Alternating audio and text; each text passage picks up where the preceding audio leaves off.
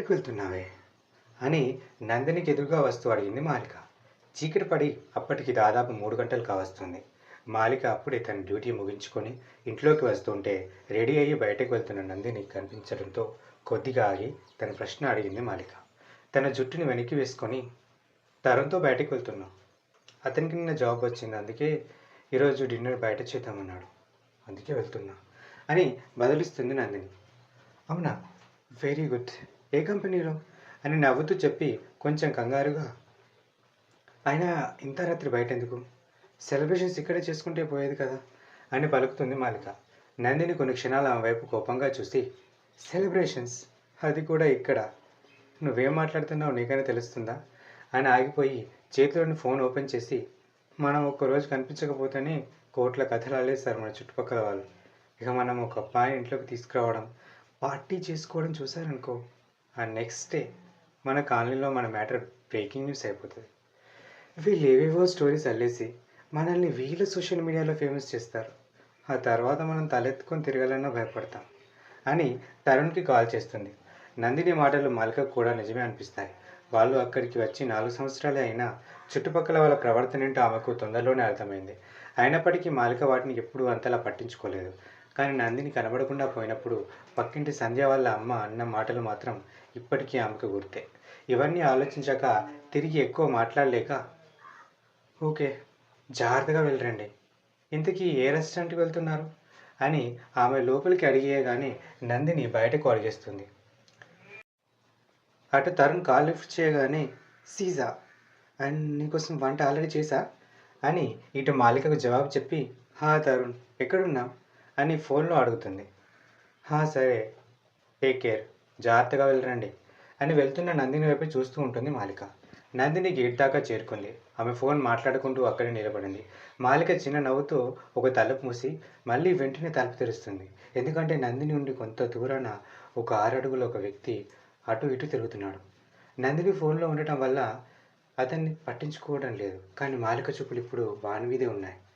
ఎవడు వీడు, నిన్న ఇక్కడే కనిపించాడు, నేను చూడగానే కంగారుగా వెళ్ళిపోయాడు, మళ్ళీ ఇప్పుడు కూడా ఇక్కడే అటు ఇటు తిరుగుతున్నాడు అని తనలో తానే అనుకొని తలుపు కొద్దిగా మూసి ఆ తలుపు సంధిలో నుండి తొంగి చూస్తూ, అసలు రోజు వీడు ఇక్కడ ఏం చేస్తున్నాడు, ఈరోజు వీని సంగతి ఏంటో చూడాలి అని అతని వైపే తదేకంగా చూస్తుంటుంది.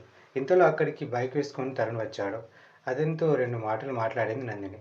ఆమె అతని బైక్ ఎక్కుతుంటే అతను కంగారుగా ఫోన్ తీసి ఎవరికో కాల్ చేస్తాడు. అలా ఫోన్ మాట్లాడుతూనే వేగంగా ఆ బైక్ వెనకాల పరిగెడతాడు. వీడెక్కడికి వెళ్తున్నాడు అని కంగారుగా ఇంట్లో నుండి బయటకు వచ్చి గడియ వేసి టక్కున పరుగు అందుకుంటుంది మాలిక. గేట్ దగ్గరకు వచ్చిన ఆమెకు స్తంభాలకు వెలుగుతున్న తెల్లని బల్బుల లైట్స్లో వాడు చాలా దూరం వెళ్ళినట్టుగా కనిపిస్తాడు. వీడెందుకు ఇంతలా పరిగెడుతున్నాడు అని ఆమె కూడా అతన్ని ఫాలో చేస్తుంది. తరుణ్ వాళ్ళ బైక్ ఆ గల్లీ మలుపు తిరిగి మెయిన్ రోడ్ వైపు మళ్ళింది. అది చూసిన వాడు అలా కొంత దూరాన ఉన్న బైక్ తీశాడు. మాలిక దూరం నుండి అతని బైక్ని చూసి నెంబర్ గుర్తుపెట్టుకొని, హే, అంటే వీనికి ఇక్కడ ఒక బైక్ కూడా ఉందా, చూస్తుంటే ఏదో పెద్ద ప్లాన్ మీద ఉన్నట్టున్నాడు వీడు, వాళ్ళు ఏదో డేంజర్లో పడకముందే వీనికి 4 తగిలించాలి అని మాలిక పరిగెడుతూనే మాలిక కూడా ఆ గల్లీ మలుపు తిరుగుతుంది. ఆమె అదృష్టం కొద్దీ అప్పుడే అటుగా వెళ్తున్న ఒక ఆటో దొరకడంతో కూర్చుంటూ, కొంచెం ఫాస్ట్గా వెళ్ళండి ముందుకి అని అంటుంది. డబ్బులు ఇస్తుంది కదా, ఆమె చెప్పిన మాట చెప్పినట్టుగానే వింటాడు ఆటోవాడు. ఏంటిది బావగారు, వారికి జస్ట్ జాబ్ వచ్చింది అంతే, దానికి మీరు అంతలా ఫీల్ అవ్వాలా అని మెల్లగా కదిలించాడు సోమనాథ్. ఇప్పుడు సోమనాథ్ మరియు ముఖేష్ రాయర్ ఎదురెదురుగా కూర్చున్నారు. వాళ్ళ ముందున్న టేబుల్ మీద 2 కాస్ట్లీ విస్కీ బాటిల్స్ ఉన్నాయి. ఇద్దరి చేతుల్లో ఉన్న 2 గ్లాసుల్లో నిండుగా మెరిసిపోతుంది ఆ బాటిల్స్లోని విస్కీ.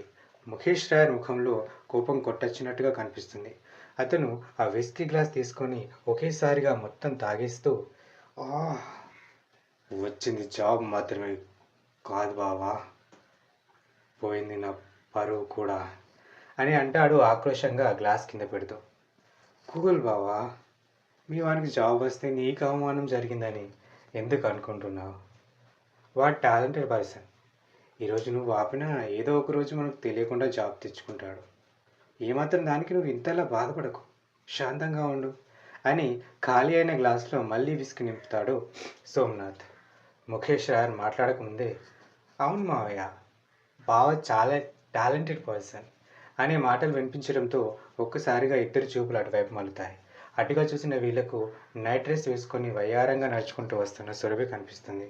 ఆమె తన చేతిలోని ప్లేట్ని టేబుల్ పైన పెట్టి, బావ చాలా టాలెంటెడ్ కాబట్టి నేను నా వెంట పడుతున్న అందరినీ కాదని బావని కోరుకున్నా అని చిన్నగా సిగ్గుపడుతూ పలుకుతుంది సురభి. అదే సిగ్గుతో కొనసాగిస్తూ, బావ అంత టాలెంటెడ్ కాబట్టే అతను వద్దన్న బావ వెంట పడుతున్నా పిచ్చిదానిలా.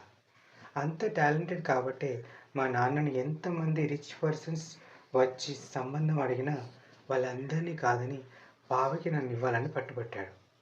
కాబట్టి ఈ చిన్న విషయానికి మీరు మనస్తాపం చెంది మీ మనసు పాడు చేసుకోకండి. చాలా రోజుల తర్వాత మీరిద్దరు ఇలా కూర్చున్నారు. జస్ట్ చిల్ అవ్వండి. వాళ్ళ విషయం ఏం చేయాలో తర్వాత ఆలోచిద్దాం అని నవ్వి అక్కడి నుండి వెళ్ళిపోతుంది సురభి. సురభిని చూస్తుంటే నాకు చాలా బాధగా ఉంది బావ. అది తరుణ్ని ఎంతలా ప్రేమిస్తుందో సురభి కన్నుల్లో తెలుస్తుంది. ఇక్కడ ఇంత మంచి అందమైన అమ్మాయిని వదిలేసి వాడు నా కొడుకు అక్కడ ఆ బికార్ దాని వెనుక కుక్కలా తోకాడించుకుంటూ తిరుగుతున్నాడు అని ఆక్రోషంగా మళ్ళీ ఇంకో గ్లాస్ వేసేస్తాడు. వాడిప్పుడు మాయలో ఉన్నాడు బావా. తొందరలో ఏదో ఒక గట్టి దెబ్బ తగులుతుంది. అప్పుడు అర్థమవుతుంది వానికి మన వాల్యూ ఏంటో అని అంటాడు సోమనాథ్. లేదు బావా, నేను ఈ విషయాన్ని ఇంతటితో వదిలేయా. వాడు ఆ తిరుగుబోతుతో ఎలా సంతోషంగా ఉంటాడో నేను చూస్తా. వాని మెడ మీద కత్తి పెట్టైనా సరే వాని పెళ్ళి సురభితోనే జరిపిస్తా జరిపిస్తా జరిపిస్తా అని అక్కడే సోఫాలో కూలబడిపోతాడు ముఖేష్ రాయర్.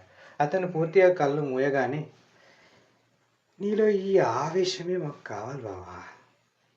నువ్వు ఇలా ఉంటేనే మా పనులు అయ్యేది అని తనలో తానే అనుకుంటూ స్టైల్గా తన ముందున్న గ్లాసుని చేతిలోకి తీసుకుంటాడు సోమనాథ్.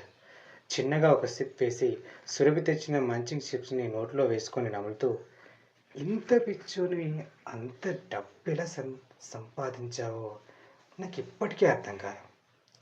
అయినా అదంతా తొందరలో నాదే అవుతుంది అనుకో.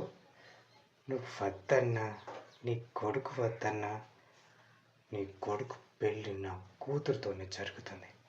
ఆ ఆస్తి మొత్తం నా చేతుల్లోకి వస్తుంది అని లేచి అక్కడి నుండి వెళ్ళిపోతుంటే నిద్రలో సోఫా నుండి కొద్దిగా కిందకు జారుతూ కనిపిస్తాడు ముఖేష్ రాయర్. లైఫ్లో ఎలాగో పడిపోతాడు, అప్పుడు ఎలాగో వదిలేస్తాం, కనీసం ఇప్పుడైనా ఆపుతాం అని అదే సోఫాలో సరిగ్గా పడుకోబెడతాడు. అప్పుడే ముఖేష్ రాయర్ బ్లేజర్ వెనుక నుండి ఒక కవర్ కింద పడడంతో దాన్ని చేతిలోకి తీసుకుంటాడు సోమనాథ్.